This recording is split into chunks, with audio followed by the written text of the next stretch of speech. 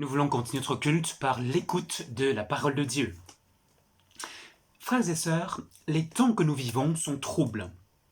Et en des temps troublés, soit on se laisse engluer par le trouble, soit on s'accroche à quelque chose de solide, de ferme.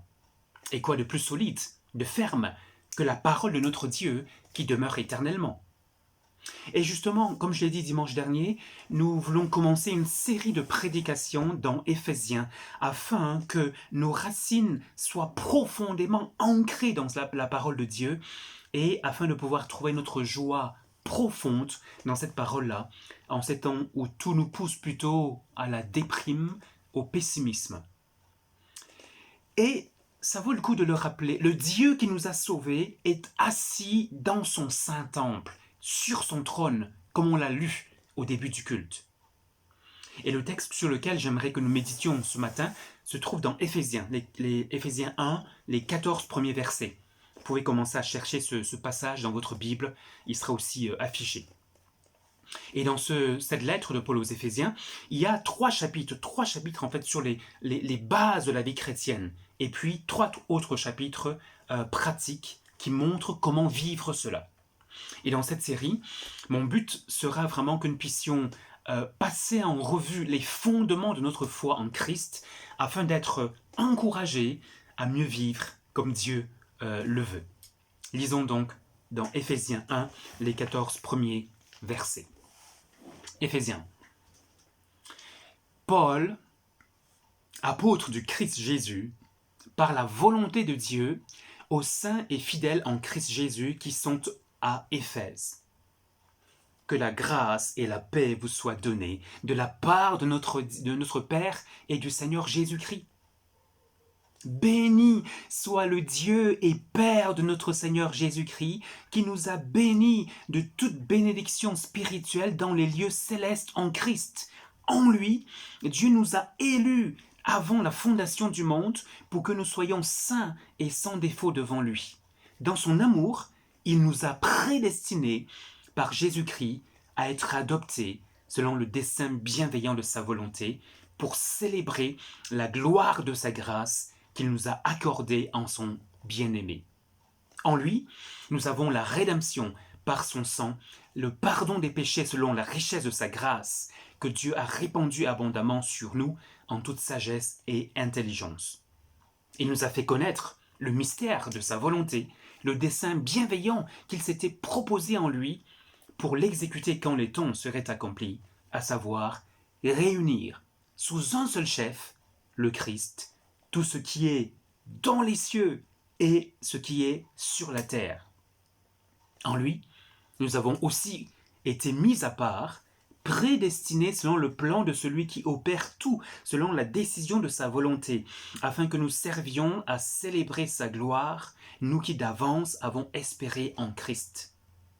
En lui, vous aussi, après avoir entendu la parole de la vérité, l'évangile de votre salut, en lui, vous avez cru et vous avez été scellés du Saint-Esprit qui avait été promis et qui constitue le gage de notre héritage en vue de la rédemption de ceux que Dieu s'est acquis pour célébrer sa gloire. Waouh! Voici un texte. Et comme je l'ai dit, la parole de Dieu nous montre ceci. Enfin, il est bon de le rappeler que le Dieu qui nous a sauvés est assis dans son saint temple. Le Dieu qui est à l'origine de notre conversion est dans son saint temple. Il n'a pas changé. Et le premier fondement que j'aimerais qu'on regarde ce matin, c'est notre salut. Le premier fondement que j'aimerais qu'on regarde aujourd'hui, c'est notre salut. Qu'est-ce qui s'est passé le jour où je me suis converti? Qu'est-ce qui fait que quelqu'un se convertisse à Jésus-Christ? Comment est-ce que Dieu s'y prend? Comment est-ce que Dieu fait pour convertir une personne? Et je crois que quand on réfléchit à cela, on est vraiment sans voix. Exactement comme Paul l'a été ici au verset 3. Il commence par dire « Béni soit le Dieu et Père de Jésus-Christ ». On ne sait même pas encore pourquoi il s'éclate en louange. Et c'est plus loin seulement qu'on se rend compte que Paul réalise toutes les bénédictions qui découlent du salut en Jésus. Et il réalise en fait que c'est simplement grandiose, grandiose. Et cela devrait justement nous pousser aussi, nous chrétiens, à l'émerveillement et à la reconnaissance. Tiens, la reconnaissance. Voilà en tout cas un grand antidote contre la déprime.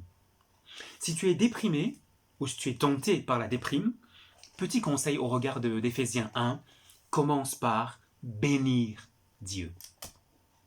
Mais ça veut dire quoi, bénir? En fait, bénir veut simplement dire du bien. Il s'agit de dire du bien de Dieu, combien il est bon, combien il est miséricordieux, combien il est grand, combien il est sage. Oui, vous savez, il y a tellement de situations qui nous volent notre bonheur, notre bonne humeur. Et au lieu de maudire, il s'agit de bénir. Nous sommes appelés à bénir.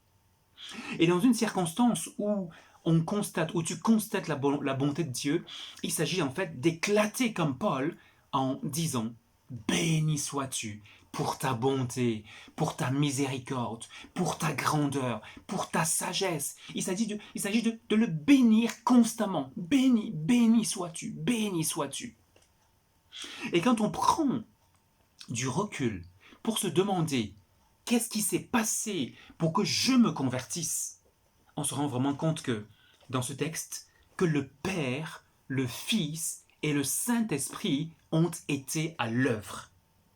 Et pour aujourd'hui, regardons simplement l'œuvre du Père.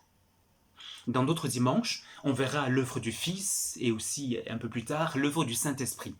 Donc aujourd'hui, 2 actions grandioses du Père dans la conversion du croyant, d'un croyant. Et la première chose que l'on voit, c'est que la première chose qu'on voit que le Père fait dans une conversion, c'est qu'il nous bénit.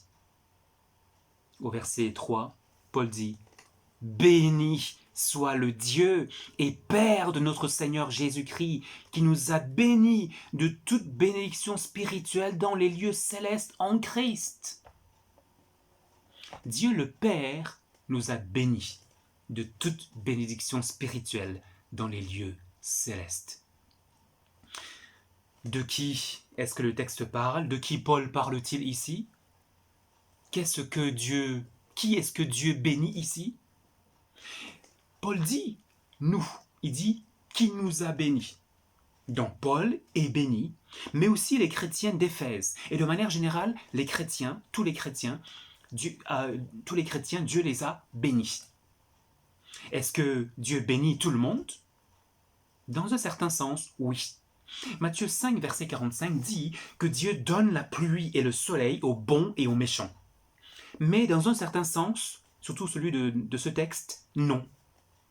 Et là, en fait, il est important de bien réaliser la différence entre ceux qui sont en Christ et ceux qui ne sont pas en Christ. Les bénédictions dont il est question ici ne sont pas pour tout le monde. Il y a une différence fondamentale entre les bénédictions de tout le monde et les bénédictions du chrétien. Paul dit, il nous a bénis de toutes sortes de bénédictions célestes en Christ. Les bénédictions spirituelles dont le texte parle ici sont pour ceux qui sont en Christ. Et la question est de savoir, es-tu en Christ? En tout cas, puisque tout le monde n'est pas en Christ, alors il faut conclure que tout le monde n'est pas béni. Or, si on veut avoir part à la bénédiction de Dieu, le seul chemin, c'est Jésus-Christ. Dans Jean 14, 6, c'est ce que l'on voit. Il dit qu'il est le chemin, Jésus qu'il est le chemin, la vérité et la vie. Il faut donc passer par Jésus pour aller au Père, pour aller avoir quelques bénédictions qui viendraient du Père. Et plus que cela, en fait, Jésus permet d'échapper à la colère de Dieu. Dans Jean 3 au verset 36, il est dit ceci: celui qui croit au Fils a la vie éternelle. Celui qui ne se confie pas au Fils ne verra pas la vie, mais la colère de Dieu demeure sur lui. Par rapport à ce texte, il faut dire que pour certains, à la place de la bénédiction, c'est la colère de Dieu qui est sur eux.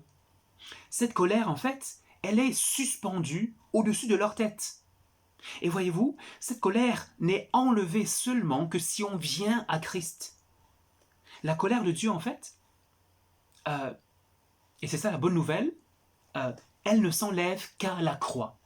À la croix, Jésus a accepté volontairement de prendre sur lui la colère de celui qui se réfugie en lui. Et voilà pourquoi, en fait, ceux qui viennent à Jésus, euh, ils n'ont plus de colère de Dieu qui menace sur eux.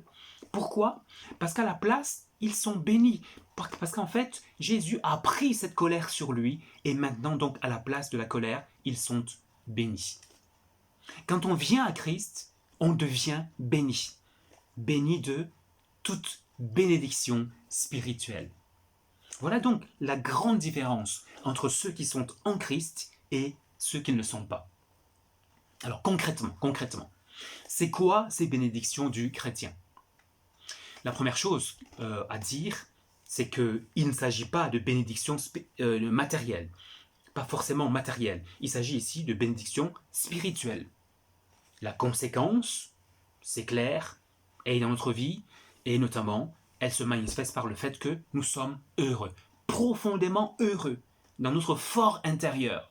Pas heureux d'avoir bu un coup, mais heureux d'avoir le Christ Jésus pour Seigneur. Heureux parce que Dieu nous a bénis. Et alors là, on chante. Et je t'invite peut-être à chanter pendant toute cette semaine. Pourquoi? Parce que Dieu nous a bénis de toutes sortes de bénédictions spirituelles. Et je ne sais pas si vous voyez, le verbe en fait est au passé. Alors, de quoi Dieu nous a-t-il déjà bénis? En résumé, on peut dire qu'il nous a bénis de son amour, de sa paix et de sa joie.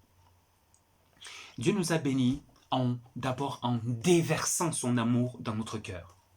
Et oui, parfois on entend des chrétiens prier et dire « Seigneur, donne-moi ton amour ». Mais non, il a déjà déversé son amour dans notre cœur. Romains 5, verset 5. Ou encore certains chrétiens prient en disant « Seigneur, donne-moi ta paix ». En fait, on ne devrait pas prier ainsi, parce qu'en fait, Dieu nous a déjà donné sa paix.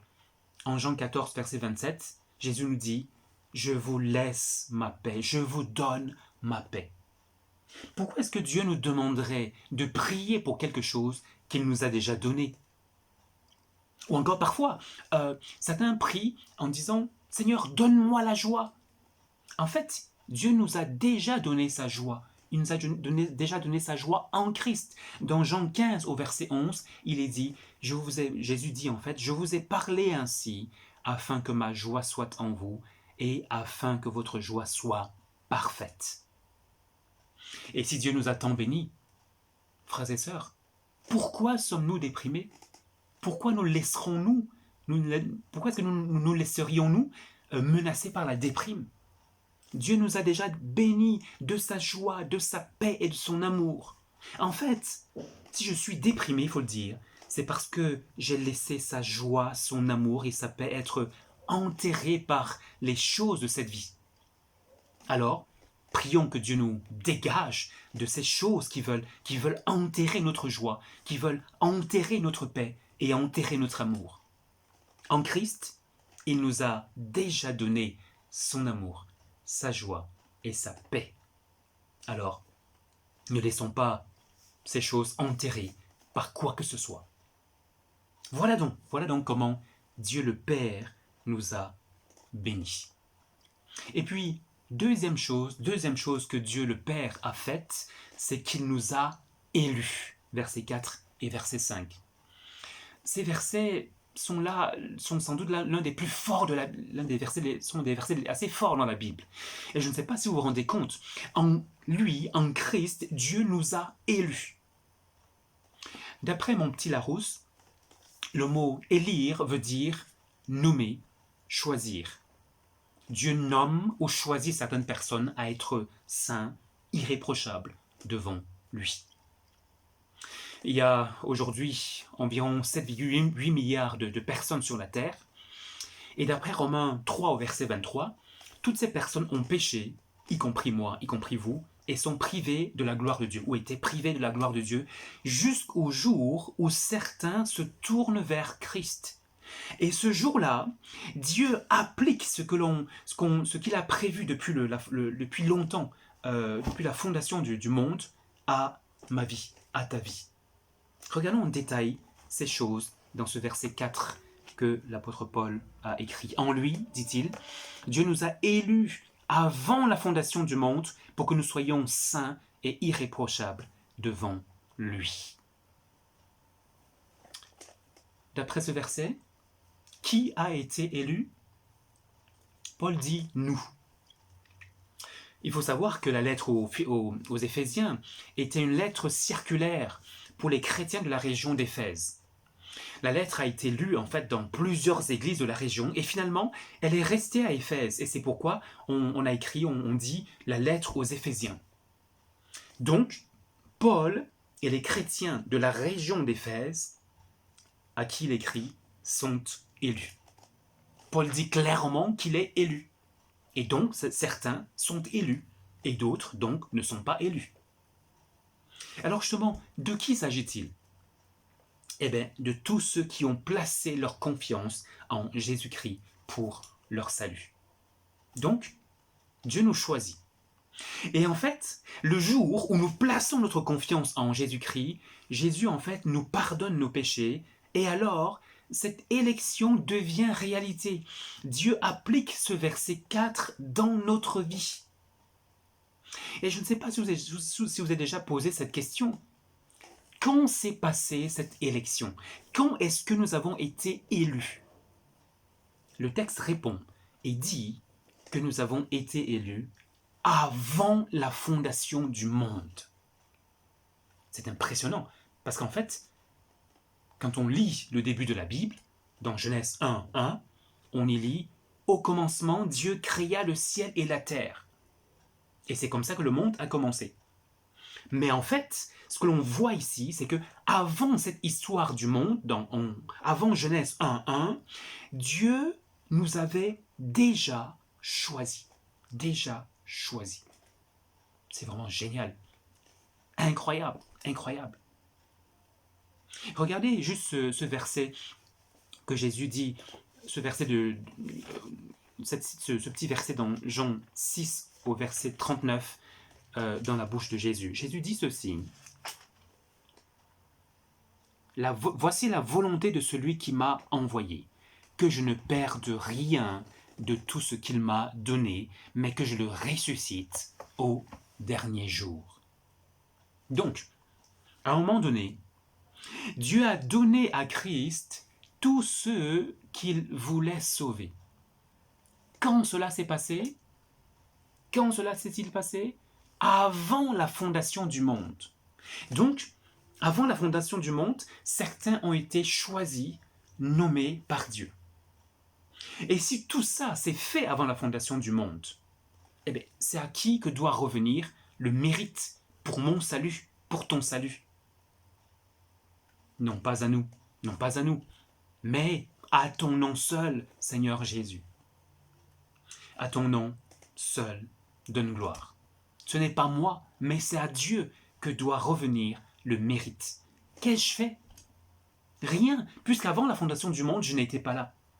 Et notre texte dit, et dans notre texte, on voit en tout cas que Paul réalise qu'il n'y est vraiment pour rien et que toute la gloire doit revenir à Dieu. Et voilà pourquoi en fait Paul bénit Dieu et il le bénit encore. À lui, à toi soit la gloire, à toi seul. Et on peut se dire, mais quel est le but de cette élection, de ce choix, de cette nomination? Eh bien, le texte dit, pour que nous soyons saints et irréprochables devant lui. Paul ne dit pas parce que je suis saint et irréprochable. Non, c'est pas parce qu'en fait Dieu a regardé et il a vu qu'un jour Charles serait bien disposé pour accepter Jésus et alors là il m'a choisi. Non, non, non. Si c'est ainsi, alors mon salut viendrait de moi. Ce serait un salut par les œuvres. Non. Mais Paul dit, Dieu m'a élu pour que je devienne saint et irréprochable. À lui donc vraiment là, totalement la gloire. C'est immérité. Je ne mérite rien. Je ne méritais rien sinon que sa colère et la mort. Parce qu'en fait, je ne faisais pas ce qui lui est agréable. Je ne faisais pas ce qu'il attend de tout homme. Mais Dieu a eu pitié de moi et il a eu pitié de toi. Et il veut te sauver, il t'a sauvé et Dieu en tout cas m'a sauvé. Et il veut te sauver encore aujourd'hui. Et la question est de savoir, vas-tu lui dire enfin oui si tu ne lui as pas encore dit oui? Et il faut voir en fait que non seulement il nous a sauvés, non seulement il m'a sauvé, Éphésiens 2 au verset 10 dit qu'il a préparé des œuvres pour que je puisse les pratiquer. Et justement, à propos d'œuvres, est-ce que l'homme a encore quelque chose à faire dans son salut? Si Dieu a tant aimé le monde afin que quiconque croit, Jean 3,16, est-ce que j'ai encore quelque chose à faire? Réponse, oui. D'après ce verset de Jean 3,16, est-ce que je dois encore croire? Réponse, oui. C'est la part qui me revient, croire. Est-ce qu'il y a des élus? Oui. Éphésiens 1, 5 le dit clairement. Est-ce qu'il faut croire? Oui. Les deux choses sont vraies. D'un côté, en fait, Dieu attire à lui, et d'un autre côté, en fait, ceux qui sont attirés doivent croire. Et j'avoue qu'il y a là, en fait, un mystère que je ne suis pas obligé de comprendre entièrement. Et ce que j'ai à faire, par contre, c'est de croire en Jésus. Parce qu'il veut me sauver. Parce qu'il veut te sauver. Voilà ce que tu as à faire. Pourquoi? Parce qu'il m'aime. Parce qu'il t'aime. Résumons le travail du Père pour aujourd'hui. D'abord, le travail du Père est quand Jésus, il nous a bénis en nous donnant son amour, sa paix et sa joie. Et deuxièmement, il nous a choisis, il nous a prédestinés, dit le verset 5, pour qu'on devienne son enfant.